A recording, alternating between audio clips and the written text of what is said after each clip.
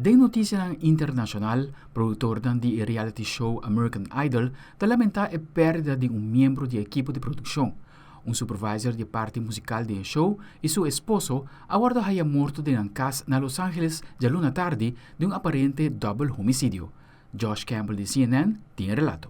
A music supervisor on American Idol and her husband brutally slain in their suburban Los Angeles home.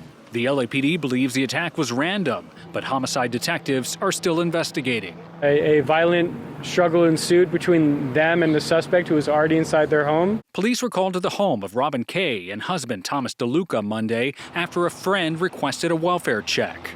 Officers responded, breached a window, and found their bodies riddled with gunshot wounds. The gruesome discovery was made just days after police were called to the residence following reports of a possible intruder. My renter called 911 on Thursday because she saw somebody hopping the fence, and I have no idea if that was related or not. They came and left. The helicopters and police came.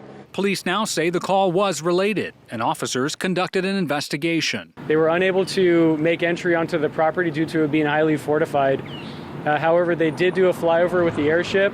There were no signs of forced entry or trouble at that time. They cleared from scene. Police said Tuesday the suspect, identified as 22-year-old Raymond Budarian, burglarized the couple's home while they were away. Surveillance video showed the suspect in the home for about a half hour before Kay and DeLuca returned, according to investigators. Police have not yet established any connection between Budarian and the couple. It just shows you no matter how much protection, security you have here, if they want to get in, they're going to get in. Kay worked as a music supervisor since the 90s, most notably on American Idol for more than a decade. We are devastated to hear of Robin and her dear husband Tom's passing, the show said in a statement. Robin has been a cornerstone of the Idol family since 2009 and was truly loved and respected by all who came in contact with her. American Idol fans and neighbors are still in shock. It's kind of upsetting, actually. So it happened that day. That's my reaction. You're just giving me that news. Wow. I talked to the police that day, and I kind of wondered why they left so fast. And I left thinking, okay, maybe it's not a big deal. But apparently it was. Yung relikia bastante raro a kita desvela na misa na Chicago e si Mang aquí. Noel Brannan de CNN te contanos con un vínculo con persona de 5 años de Milán, Italia, que de próximo poder declarar un santo. His memory and his influence was so great that it impacts us today.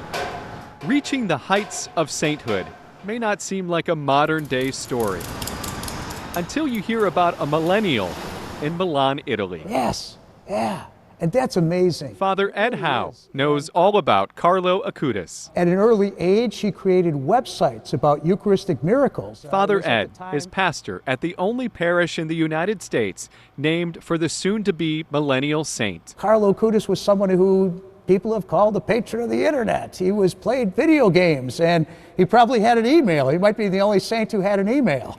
St. Hedwig Church in Bucktown is already home to a relic of Carlo Acutis, Wow. who died of leukemia in 2006 at the age of 15. So there's a little lock of his hair in here? Little lock of his hair, yes. Just weeks before Acutis is canonized by Pope Leo, another relic is visiting Chicago. To present to people the heart of Carlo. Archbishop Domenico Sorrentino brought the piece of Acutis' heart from Italy. The pericardium, which is the skin around the heart. People can see the relic Tuesday night after Sorrentino holds a special mass at St. Hedwig Church. When you look at Carlo, you say, this is something that is also for me. I can be a saint. The Archbishop says it was the love in a millennial's heart that will make him a saint. His influence lives on today in so many different ways as an example of how to live holiness. Aldric Werleman, Telenoticia.